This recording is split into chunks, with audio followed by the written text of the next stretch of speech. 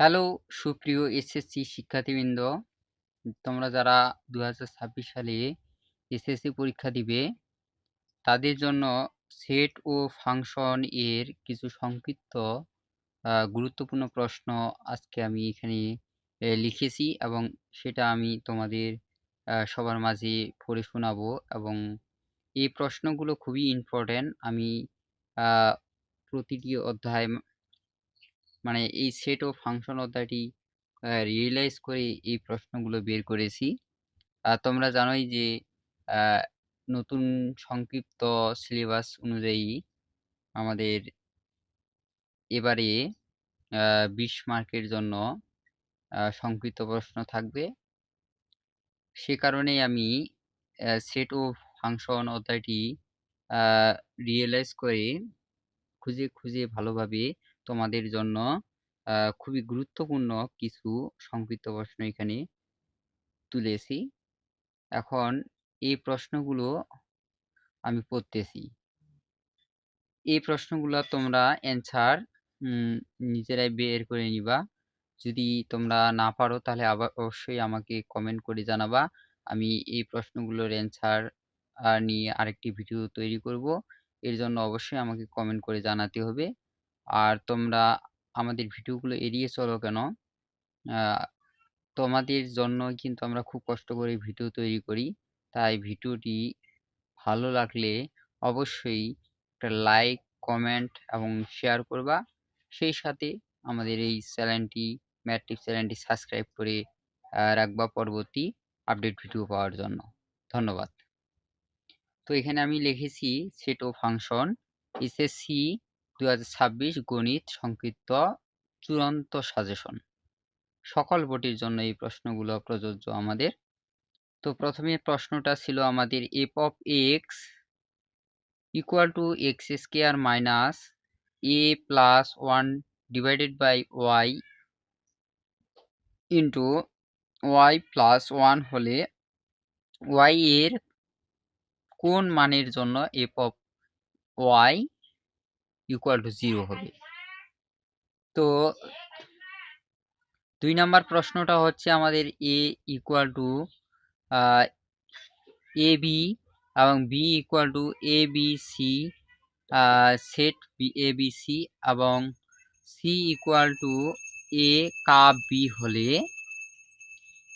P of C নির্ণয় করো। এটিও কিন্তু খুবই গুরুত্বপূর্ণ। তারপর 3 নম্বর প্রশ্নটি হচ্ছে আমাদের P equal to set of x element and such that x square plus x minus 72 equal to 0 এই সেটটাকে কি করতে বলছে? তালিকা পদ্ধতিতে প্রকাশ করো।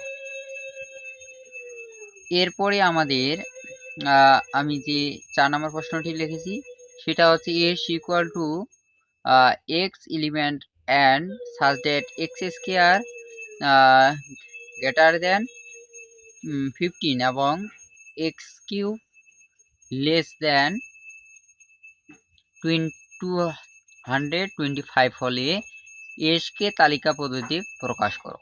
এটাও কিন্তু খুবই important.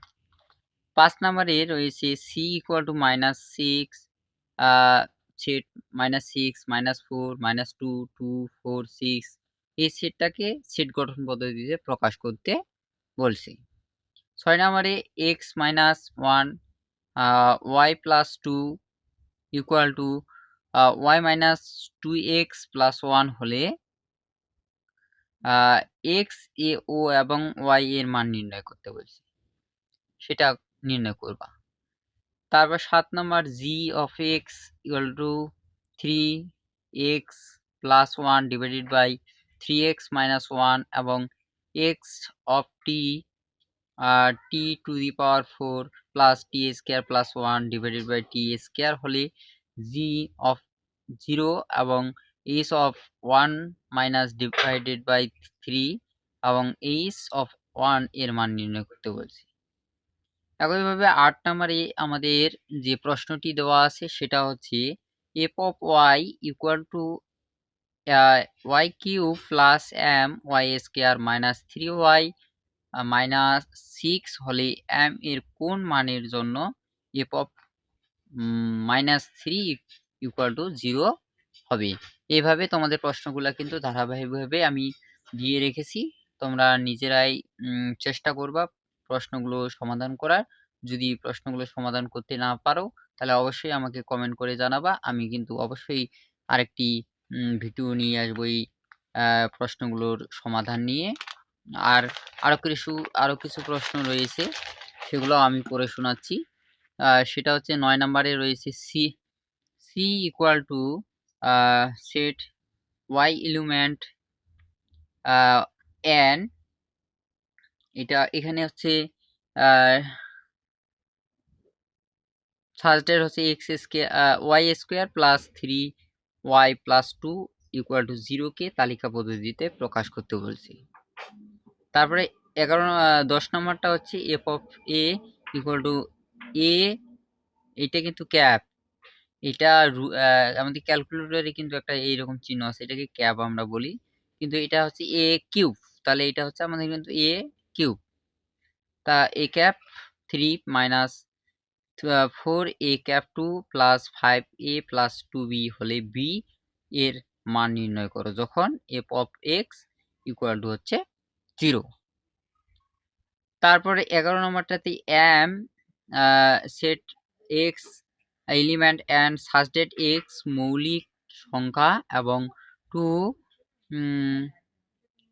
Less than equal x less than 7 হলে m কে তালিকা পদ্ধতিতে প্রকাশ করো, এটা প্রকাশ করতে হবে।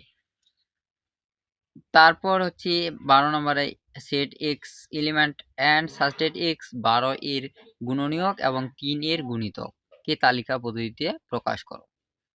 ঠিক একইভাবে 13 নম্বরেও কিন্তু আমাদের প্রশ্নটা যে a equal to x suggested x element and x to the power 2 greater than, এটা আমাদের cap x cap 2 greater than 8 এবং x ক্যাপ 3 লেস দেন 220 হলে এ সেটকে প্রকাশ করো।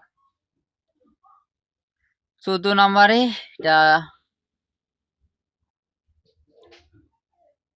এটা গেল 13। এবার 14 নম্বর হচ্ছে আমাদের x a equal to x suggested x মৌলিক সংখ্যা এবং x greater than x less than 4 হলে a ক্রস x a নির্ণয় করো।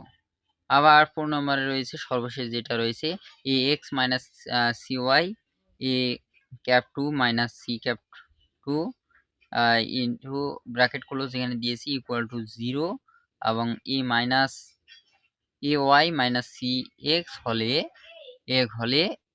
এক্স ওয়াই এর মান নির্ণয় করো। তো তোমরা ধারাবাহিকভাবে এই প্রশ্নগুলোর সমাধান করার চেষ্টা করবা। আবারও বলতেছি, যদি প্রশ্নগুলোর সমাধান তোমরা করতে না পারো তাহলে অবশ্যই আমাকে বেশি বেশি করে কমেন্ট করে জানাবা। আমি অবশ্যই তোমাদের জন্য এই সমাধানটা নিয়ে আসব। শুধুমাত্র আমি চাচ্ছি তোমরা আমার এই ভিডিওতে বেশি পরিমাণে কমেন্ট করো। যদি 500 কমেন্ট করো তাহলে 500 কমেন্ট করলেই কিন্তু আমি খুব দ্রুত তোমাদের জন্য এর সমাধান নিয়ে আসব। তো সকলকে অসংখ্য ধন্যবাদ জানিয়ে সকলে সুস্বাস্থ্য কামনা করে আজকের এই ভিডিও এখানে শেষ করছি। ধন্যবাদ।